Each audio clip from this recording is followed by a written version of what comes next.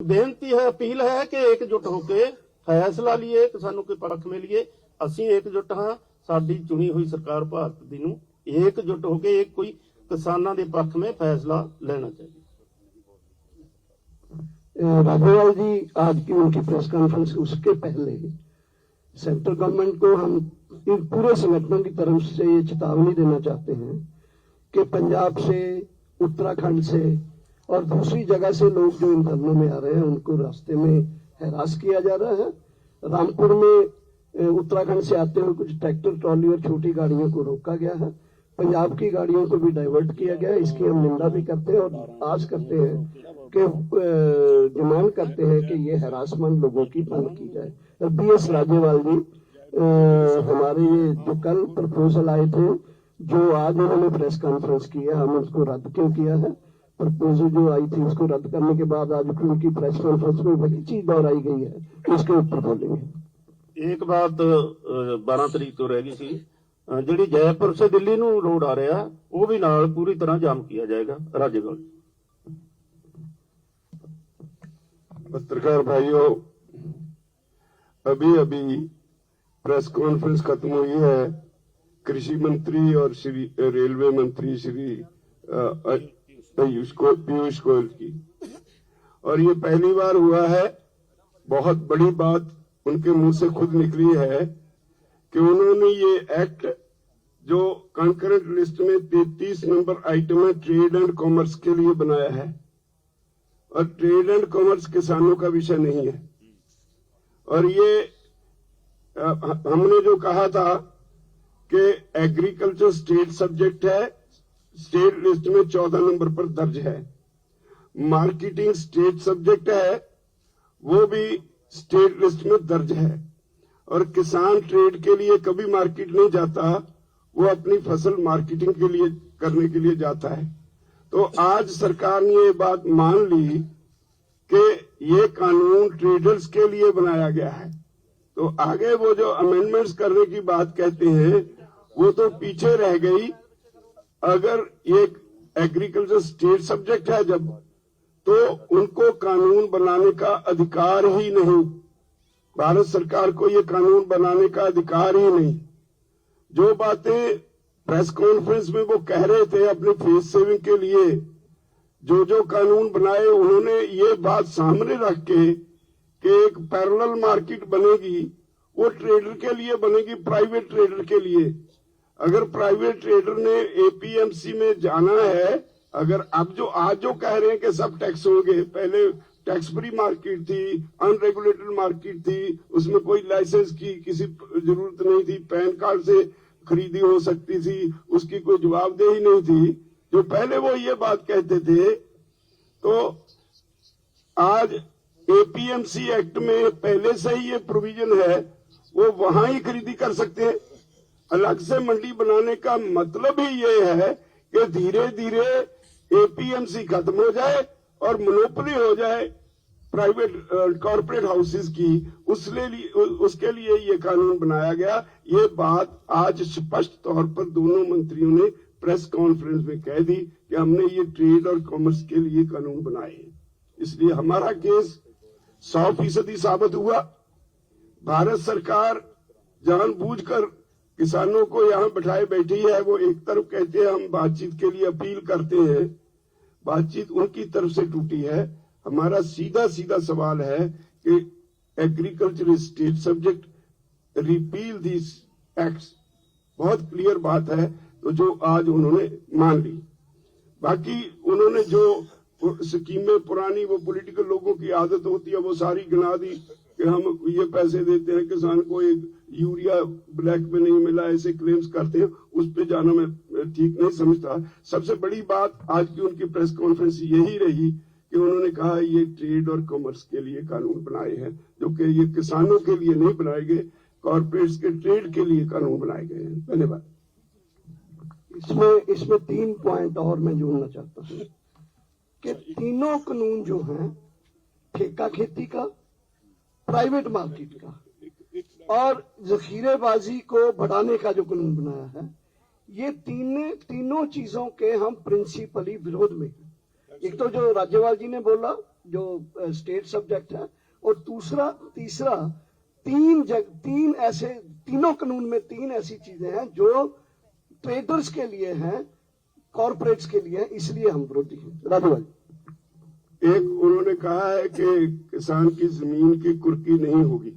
आज उन्होंने press conference में, मैं ये एक्ट जो उन्होंने बनाया उसकी 14(7) मद है, उसे पढ़ के सुना रहा हूं आपको। The amount payable under any order passed by the sub divisional authority और the appellate authority as the case may be recovered as arrears of land revenue. Arrears of land revenue जो डिक्लेयर कर दिया, इसका मतलब है कि जमीन की कुर्की होगी, ये एक्ट में लिखा है। धन्यवाद। एक बेनती और मीडिया को करेंगे, सारा ही मीडिया आपसे पूछता है कि जब सरकार अमेंडमेंट करती है तो क्यों नहीं मान रही हैं जथेबंदियां। हमने बताया कि लाखों किसान सड़कों पर बैठे, महिलाएं हैं, बच्चे हैं, नौजवान हैं, बुजुर्ग हैं। 25 से करीब मृतक हो चुकी है किसानों की। उन्होंने अंदर दुख है, दर्द है कि जमीन जाएगी, बेरोजगारी होएगी, खेती उजड़ेगी, बड़ा नुकसान हुआ। आपको बेनती ये करना चाहिए कि सरकार से पूछे कि अगर कानून सरकार रद्द कर देती है तो सरकार का क्या नुकसान होता। ये सवाल जरूर उठाइए, सरकार से पूछिए अगर कानून रद्द हो जाते हैं सरकार का क्या नुकसान हो जाता है। ये मैं गृह मंत्री को भी पूछा था, उन्होंने जवाब नहीं दिया। अगे उन्होंने पूछा कि अगर जे तुम इसका जवाब नहीं देते कि कारपोरेट घराने के पक्ष में नहीं बोल रहे तुम, ये ते भी नहीं बोले। दो सवाल साड़ी बेनती पर सरकार को जरूर पूछे।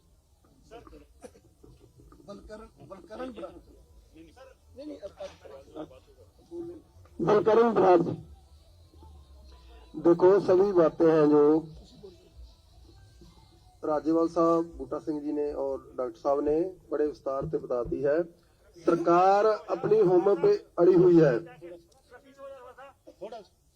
किसान है जो पिछले 6 महीने से आंदोलन में है। आंदोलन पूरे देश में जा रहा है, देश से अलावा विदेश में भी आंदोलन चल रहा है। सभी भारतीय भाईचारा और विदेश से दूसरे भाईचारों का लगातार समर्थन मिल रहा है। सरकार को हम आज की ये प्रेस कॉन्फ्रेंस से बेनती करते हैं कि वो लोगों की भावनाओं को समझे और बार बार मूर्ख बनाने की कोशिश मत करें। प्राइम मिनिस्टर लगातार देश में प्रचार कर रहे हैं, उसके बाद उनके मंत्री जो दूसरे लोग हैं लगे हुए हैं। एक तरफ बात भी की जा रही है कितना दोगलापन है सरकार का, एक तरफ किसानों से बात की जा रही है, शे दौर की बात सीनियर लेवल से हो चुकी है, उसके बाद भी वो प्रचार अब किए जाए। जो प्रेस कॉन्फ्रेंस की आज की बात राज्यपाल साहब और डॉक्टर साहब ने रखी है उसमें आपको भी भली बात मालूम है। आप मीडिया को भी ये बातें हैं जो जैसे बूटा सिंह जी ने कहा है, अगर सरकार को ये रद्द करती है उसका क्या नुकसान है। वो एक केवल हम मानते हैं कि एक ईगो है, ईगो का सवाल है और कुछ नहीं है। हम इस माध्यम से प्रचार आपके माध्यम से कहना चाहेंगे कि देश के जो लोग, बहुत से लोग समझ चुके हैं कि जो पूरी तरह पूरा सिस्टम है जो खेती और खेती के पे डिपेंड, उसको कारपोरेट को सौंपने की तैयारी है। हमने बार बार पिछले 6 महीने से कह रहे हैं और आपका जो फर्ज बनता है पूरा मीडिया, पहले भी आपका धन्यवाद, आप बड़ी पद्धर पर सोशल मीडिया है जो आपका मीडिया है, गोदी मीडिया को छोड़कर वो लगातार हमारी ये बातें हैं जो उठा रहा है। अब भी हम आपसे आशा करते हैं कि आप हमारा जो मुद्दा है वो केवल किसान का और किसी एक समुदाय का मुद्दा नहीं है और इस सारे लोगों का, पूरे समाज का आंदोलन है। इसको पूरी तरह लोगों के अंदर जो लोग अभी तक समझ नहीं पाए, जो एक आदमी, मैं पीछे कई दिनों से कई टीवी चैनलों पर देख रहा हूं कि एक आधा आदमी पकड़कर उसे बुलवा लिया जाता है कि ये कानून अच्छे है। तो ऐसा आपको हमारा साथ देना होगा, आप उन लोगों को नंगा करें। आपका बहुत बहुत धन्यवाद। जो भारत सरकार को मैं पहले ही बताया कि सवाल पूछने हैं तुमने, भारत सरकार कहती है कि कानून रद्द नहीं होते, अमेंडमेंट ही होती है। आप बता देना चाहिए, पहले पोटा कानून, फिर टाडा कानून, फिर मीसा कानून, हुण यूएपीए। ये देखो जो पहले 3 रद्द हो सकते, हुण क्यों नहीं रद्द हो सकता? इस करके नहीं रद्द हो सकता कि किसानों को धोखा देना है और ਜਿਹੜੇ ਕਾਰਪੋਰੇਟ ਘਰਾਣੇ ਹੈ ਉਹਨਾਂ ਕੇ ਪੱਖ में ਭੁਗਤਣਾ है। हरजिंदर टांडा जी 2 मिनट ਲਈ। ਰਾਜਾ ਸਾਹਿਬ ਸਵਾਲ ਸ਼ੁਰੂ ਕਰੀਏ ਸਰ। जी जी ਤੁਸੀਂ ਜਿਹੜੀ ਅੱਜ ਗੱਲ ਕੀਤੀ ਹੈ ਕਿ ਅੱਜ ਇਹਨਾਂ ਤੋਂ ਸਾਫ਼ ਹੋ ਗਿਆ ਕਿ ਕਾਰਪੋਰੇਟ ਘਰਾਣਿਆਂ ਲਈ ਬਣਾਏ ਗਏ ਨੇ। ਜਦੋਂ ਇਹ ਬਿੱਲ ਸ਼ੁਰੂ ਚ ਆਏ ਸੀ ਤਾਂ ਨਰਿੰਦਰ ਮੋਦੀ ਨੇ ਇੱਕ ਵਾਰ ਬਿਆਨ ਦਿੱਤਾ ਸੀ ਕਿ ਅਸੀਂ ਕਿਸਾਨਾਂ ਨੂੰ ਉਦਯੋਗਪਤੀ ਬਣਾ ਦੇਣਾ। ਕਿ ਉਹ ਵੀ ਇਹੀ ਇਸ਼ਾਰਾ ਸੀਗਾ ਕਿ ਅਸੀਂ ਇਹਨਾਂ ਨੂੰ ਉਸ ਘੇਰੇ 'ਚ ਲਿਆਉਣਾ ਤਾਂ ਕਿ ਵਪਾਰੀਆਂ ਮੰਗਦੇ ਤੇ ਟੈਕਸ ਲਾਈਏ, ਇਹਨਾਂ ਤੋਂ ਵਸੂਲੀ ਕਰੀਏ। ਉਹੀ ਇਸ਼ਾਰਾ ਸੀ ਉਹ ਵੀ। ਇਹ ਸ਼ੁਰੂ ਤੋਂ ਉਹਨਾਂ ਨੂੰ ਸਿਰਫ ਤੇ ਸਿਰਫ ਟ੍ਰੇਡਰ ਦਿਸ ਰਿਹਾ ਹੈ, किसान उन्होंने नहीं दिसता। ये सारे कानून उनको शुरू से सिर्फ उनका फोकस ट्रेडर पे रहा है, किसान उनके निगाह में नहीं है। आपसे करना चाहते हैं, सरकार ने कहा है कि जो लिखित ड्राफ्ट आपको दिया है उसके बाद अब आप चर्चा के लिए आए, वार्ता के लिए आए, आपका क्या स्टैंड है सरकार से चर्चा करने को लेकर के, बातचीत करने? देखिए, हम यही सारी जो बातें वो कह रहे हैं, ये सारी बातें हम 5-6 बार सरकार के पास एक्सप्लेन कर चुके हैं।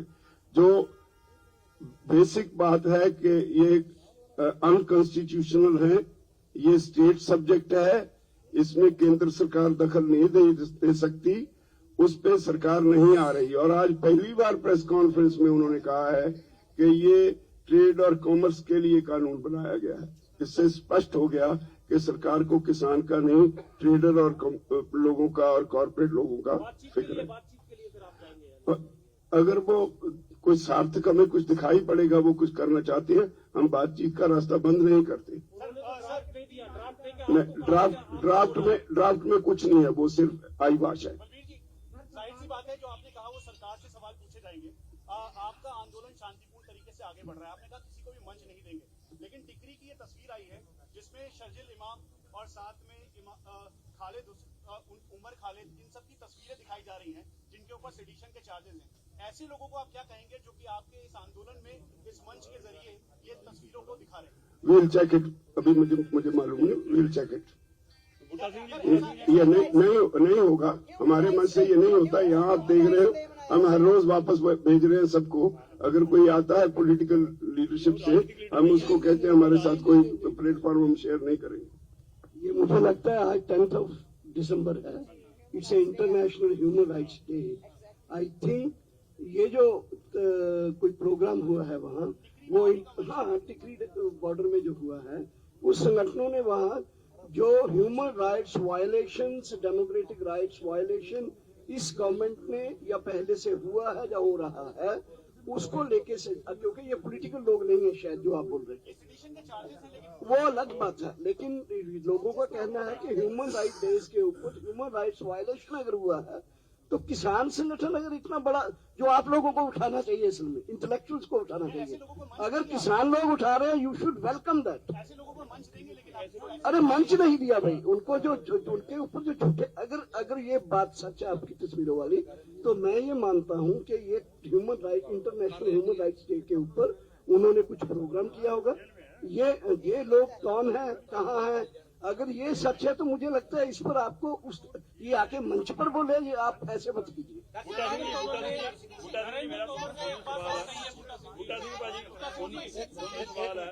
एक करके ਰੇਲਵੇ ਦੀ ਗੱਲ ਕੀਤੀ ਆਪਾਂ, ਪੰਜਾਬ ਦੇ ਵਿੱਚ ਜਿਹੜਾ ਅਲਟੀਮੇਟਮ ਸੀ ਅੱਜ ਖਤਮ ਹੋ ਰਿਹਾ। ਕੀ ਅਗਲੀ ਮੀਟਿੰਗ ਜਿਹੜੀ ਦੇਸ਼ ਭਰ ਦੀ ਤਾਲਮੇਲ ਕਮੇਟੀ ਦੀ ਹੋਣੀ ਆ, ਉਹਦੇ ਵਿੱਚ ਫੈਸਲਾ ਕੜਾ ਲੈਣ ਦੀ ਤਿਆਰੀ ਹੈ ਕਿ ਦੇਸ਼ ਭਰ ਦੀਆਂ ਰੇਲਾਂ ਜਾਮ? देखो, अगर सरकार यही रवैया रखती है, जब बोलते हैं कि तीखा करेंगे, तो फिर फैसला तो हो जाएगा। कब होएगा ये नहीं कहा।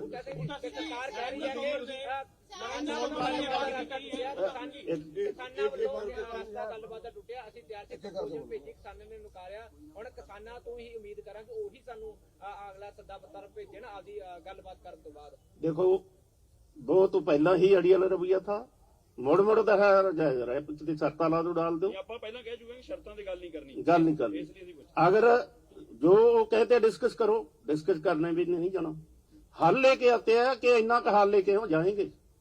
बिल्कुल बाइकआउट नहीं किया आपने, उत्थे जाकर बाइकआउट कर। अगर मीटिंग बुला लेते हैं, फिर कहते हैं कि डिस्कस शुरू करो, फिर बाइकआउट हो सकता है। वो बाइकआउट नहीं है।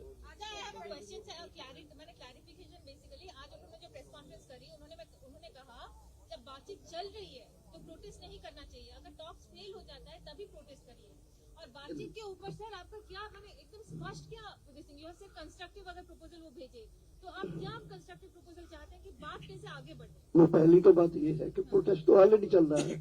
जब किसान संगठनों ने उनका प्रपोजल को रिजेक्ट कर दिया कल, तो हमें लगता है कि उस प्रपोजल्स को ठीक करवाने के लिए या प्रपोजल दुरुस्त लाने के लिए कल तक का हमारा प्रोटेस्ट उनको दिखाई नहीं रहा था, इसलिए हमें मजबूरन प्रोटेस्ट को वाइडर स्केल पे ले जाना पड़ा और इंटेंसिफाई करना पड़ा।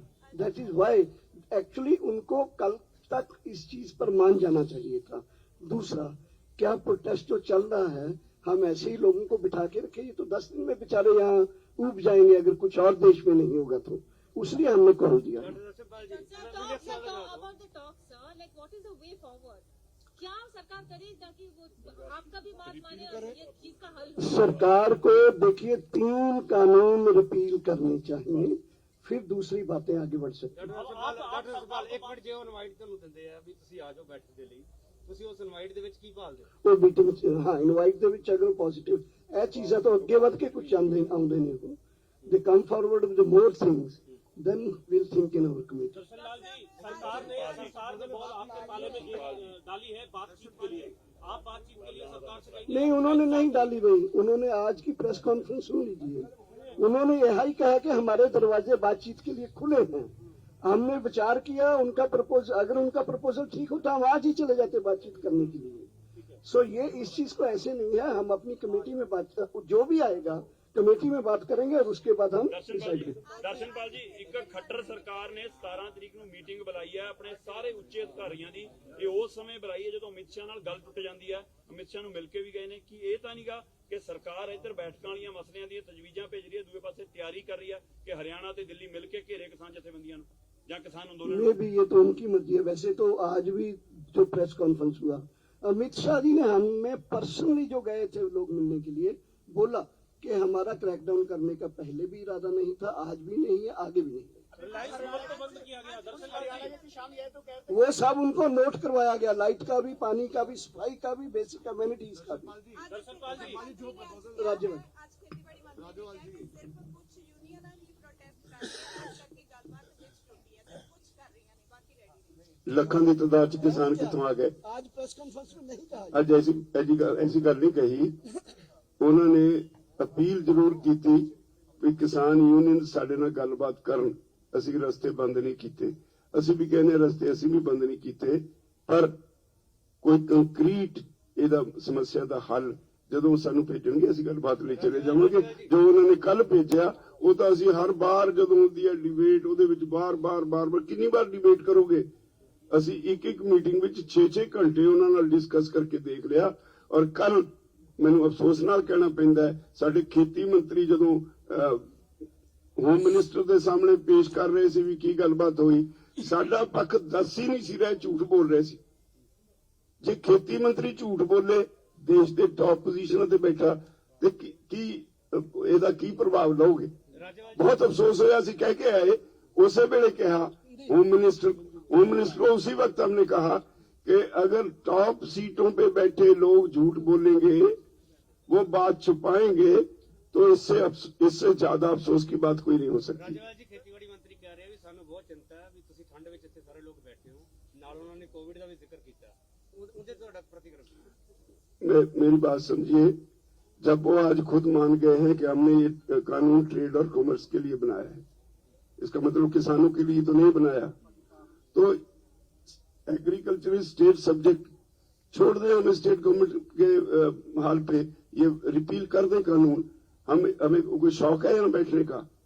हम घर बार छोड़ के 15 दिन से यहाँ बैठे, कोई शौक है? ਰਾਜੇਵਾਲ ਜੀ, ਪੰਜ ਮੀਟਿੰਗਾਂ ਹੋ ਚੁੱਕੀਆਂ ਨੇ, 6ਵੀਂ ਅਮਿਤ ਸ਼ਾਹ ਨਾਲ ਹੋ ਚੁੱਕੀ ਹੈ ਤੇ ਤੁਸੀਂ ਕਹਿੰਦੇ ਹੋ ਅਸੀਂ ਬਾਰ-ਬਾਰ ਉਹਨੂੰ ਇੱਕੋ ਗੱਲ ਕਹਿ ਰਹੇ ਹਾਂ ਕਿ ਸਾਨੂੰ ਬਿੱਲ ਵਾਪਸ ਚਾਹੀਦੇ ਨੇ। ਇੱਕ ਮੀਟਿੰਗ ਤੁਸੀਂ ਪੋਸਟਰ ਵੀ ਦਿਖਾਏ ਉਹਨਾਂ ਨੂੰ ਕਿ ਸਾਨੂੰ ਜੈਸ ਨੋ ਚ ਜਵਾਬ ਦਿਓ।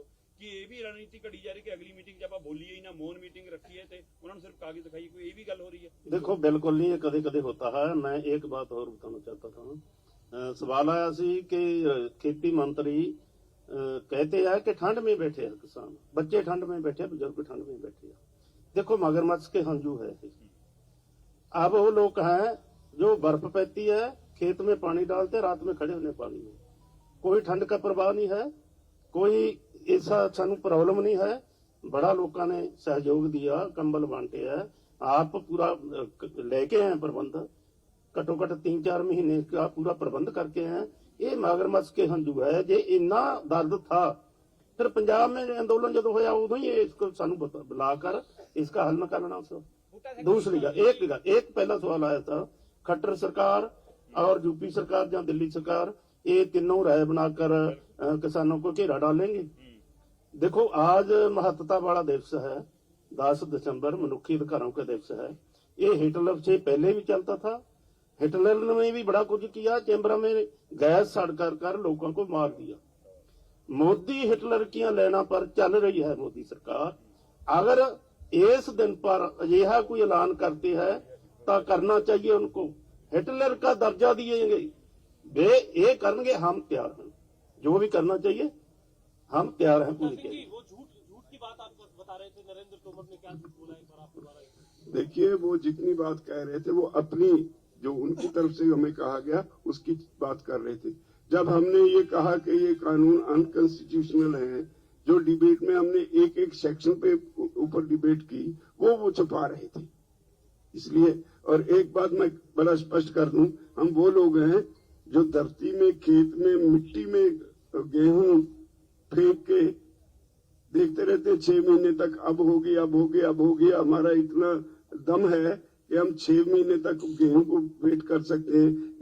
इसलिए इस आंदोलन में कितनी देर बैठ सकते हैं खुद ही अंदाजा लगा लीजिए। सोनीपत में एक रिलायंस मॉल था, आज उसको बंद कर दिया, उस पर क्या करें? वो पॉलिसी है हमारी, जो कहा है वो करेंगे लोग, वो तो करेंगे, सभी बंद करेंगे। एक केंद्रीय राज मंत्री कहता कि पीछे पाकिस्तान और चाइना का हत्थ हो सकता है, किसान बड़ा बयान। आज दोनों मंत्रियों को बार बार प्रेस ने ये सवाल पूछा, उन्होंने कहा नहीं, हम इसके बारे में कुछ नहीं कहते।